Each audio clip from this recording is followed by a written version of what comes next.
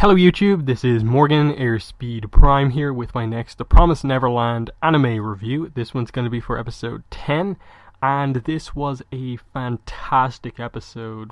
Potentially my favorite that we've had so far. I just thought they executed so many important scenes in this episode really well. They hit the emotions hard and really advanced the plot as well. In the past, like, some episodes have maybe just kind of like sort of stood in place but had like one or two key emotional scenes, but this kind of had it all in a way for the Promised Neverland. And we start with immediately catching up with the end of last episode. So Norman comes back, so he hasn't done his escaping on his own thing, and reveals to them that, okay, there's a cliff here, but I also figured out the way the wall is laid out. And we find out that it's basically this kind of hexagonal structure, basically, where each farm is like a wedge, and then one of the wedges is the headquarters, and that's the only way to properly get out past the wall. So he also reveals that he didn't use the sort of scrambler device on the kind of implant in his ear.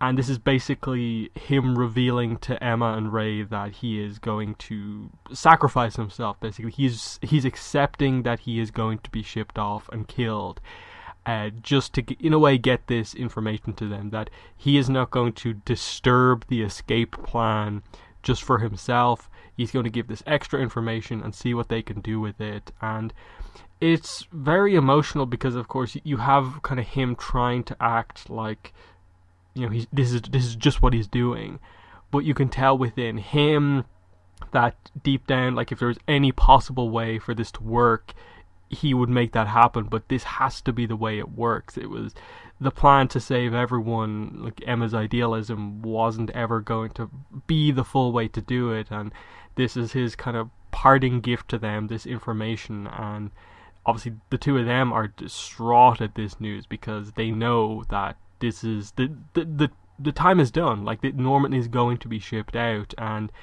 that scene just had so much weight of just him kind of diving on the two of them for the hug, and him, I suppose, just his last kind of, I suppose, just the three of them alone together, emotional moment for him, and for them, their last moment kind of getting to see him, and just the same emotion but different because of him accepting his death and them not being willing to accept it because they planned against this, basically. So very interesting. And then they move to a more kind of personal scene for Norman, where he obviously has a bit of a flashback when he sees these sort of cups linked by the string. And I thought that flashback was really well done to get across the closeness of his relationship with Emma and Ray, that they've known each other for a super long time, that they've been friends since they were really young. And I just thought there was some nice details in this flashback as well, of just Norman has a cold, so he's sort of like quarantined off from the rest of the house. Like, he's put in the infirmary on his own because he's the only one with a cold and no one's allowed to see him. And it seemed extreme, but then you realize that, because it's a farm, she doesn't want a cold spreading in case something bad happens.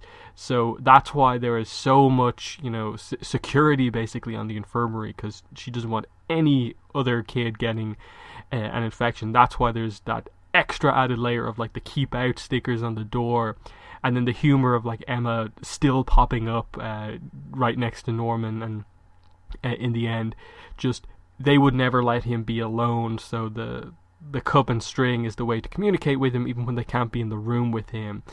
And it's such a important memory for Norman that it's the only thing, the cup and string is the only thing he actually takes with him when he leaves, which is very telling, that it's just his emotional connection to them from this moment of just basically their connection together, this moment where he never felt alone even when he was sick. And that's how close that friendship is. So they hit that home really hard.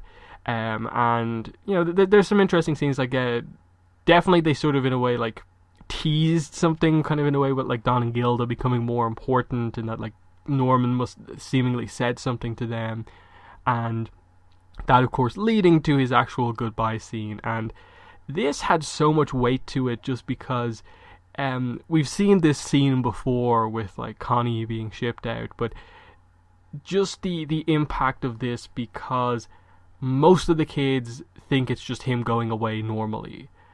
But a couple of people in that room know the truth, and there's this much darker tone to it for them, but they know they can't act up or Isabella will do something. So, you have the emotion because it's sad to see Norman go, but they all think he's going to a happier place.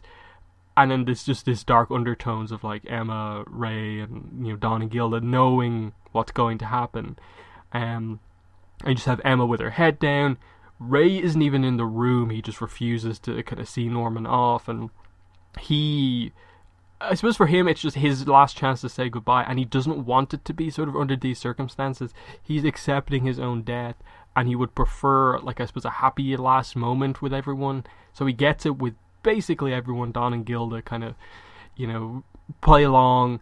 Emma doesn't, and we get that kind of moment of her last-ditch attempt, not wanting to leave anyone behind, going to use the scrambler on him at the expense of her leg again, but last second he dodges the scrambler and prevents her from further injuring herself, which is him, I suppose, further sacrificing himself to keep what semblance of a plan that they have left going. And the kind of fight that happens here is really intense, because again, like, Isabella knows what's happening here, Don and Gilda know what's happening here, Norman and Emma do, everyone else doesn't. They're like, wait, this should be a sad but like happy moment. Why is like Emma being like so confrontational? But you understand the emotion here of just, this is her last chance to, I suppose, keep her ideals and not let anyone be sacrificed for the sake of the plan. But this is the way it has to be. This is his final thing that he can do for her, is just handing the scrambler back and just thanking her, thanking everyone for everything, and I suppose him getting a chance to live a good life up to this moment with his best friends, and just that he's still set on them having some sort of a plan as he goes. And when he leaves with Isabella, obviously he has a quick look. Ray and Norman just exchange a look. No need to be anything to be said between them. So I like the difference in sort of tone between his kind of goodbyes to his two best friends. That was kind of very fitting, and it fit, I suppose, the reaction in the aftermath of this that Ray and Emma both had to Norman's death. But the scene of him being shipped off, just interesting that, like, I suppose for her, she is so used to this. But this is, I suppose, her first time, I suppose, shipping someone off who knows what's happening. So for her to get the question from him in this kind of dark moment that she must understand to a degree, for her to sort of counter, and this really armor-piercing question is just like, are you happy? With the idea, the context of it clearly being, are you happy doing this? Like, are you okay with what you have to do as part of your job here, that you have to ship off these kids that you raised really young, only to a certain age? And she's shocked, but only for a second. But like, it is something. There's like a crack in the the mom we've, I suppose, grown to love, to meet in the past few episodes. She quickly gets back on track, and it's just like, yeah, fine, yeah, I am happy. But it was interesting that he managed to get that effect out of her, and they don't show Norman's death or anything like that. They just kind of have him led into the place we saw before. There's the kind of truck. He's put into the waiting room, and then we just cut away to basically, I suppose the meal the next morning, and them sort of praying. It's sort of symbolic of like, the people who know are sort of praying for Norman. And then we get the aftermath, I suppose, reaction from Emma and Ray to the death of Norman, and it's what you expect in that Emma's much more openly kind of emotional about it, and of course you do get the reaction of ultimately, Don, Gilda and Ray being the only ones who understand what's happening here, and the others just kind of assuming it's just that she's very sad because one of her best friends is gone from here. Ray, though, his reaction is to just kind of completely isolate himself from everyone. He doesn't really interact with Emma or anyone. He just kind of hangs out by himself, just kind of, I suppose, dealing with it on his own. And it's up to actually, interestingly, Don and Gilda to kind of bring the four of them together to kind of basically decide what is happening next with the plan. And Ray basically just says that he's given up and asks the question of Emma if she has. And it's this low moment. It's meant to be like the low moment of the series, of just the two key people behind the plan are suddenly out. That the plan seems like it's just flat out not going to happen anymore because of just the impact of the death of Norman on everyone. Even though I suppose we as the audience sort of know that Norman's death should sort of be the catalyst for them to kind of double down on the plan. But as we see by the end, that's kind of what they're getting at. But first, a very important scene happens, and that is that Isabella actually goes to see Emma as she's crying, and basically just says, I am willing to recommend you to be the candidate to be a mom. That you can, if you want, instead of getting shipped out, become a candidate, learn how it all works, how to operate it, and then one day, she specifically says, like, you can have a child, then come back here as a sister or a mom and basically run this place if you want to. Because you have the skills, to do it. So it's an interesting one because she basically says that, like, you're suffering right now because Norman is gone. If you just accept, this despair, you will end, like, your own suffering. And it's a really interesting kind of way to put it, that, if you can accept, I suppose, what the job requires you to do, you can live this happy life without fear of, I suppose, dying yourself. And I think it's interesting because, like, we know Emma is going to refuse this, but it's a question that was asked of Isabella and Crone, and they accepted the position.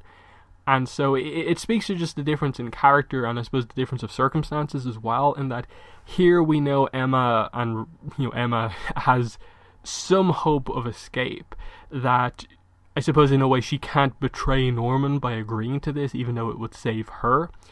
Whereas clearly for Crone and Isabella, they may not have had the same circumstances. Escape might even have been a question anywhere near the way it seems to be here. So this as the only way to escape death, you can understand it, and that's, I suppose, the significance of revealing that fact that they get the moms from the farms is super, super interesting, because it suddenly adds a big character choice for those two characters, in that they're not just like evil humans who run this farm. They started out there as well, and it is this weird sort of betrayal thing, but understandable because it saved their life type scenario. But clearly, in Isabella's case, she is so sort of lost in running this farm that she's really told herself a lot of lies to sort of justify this.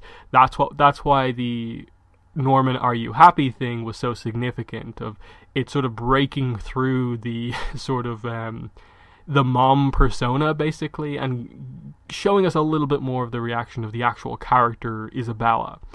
But that's to be explored, the full ramifications of that later.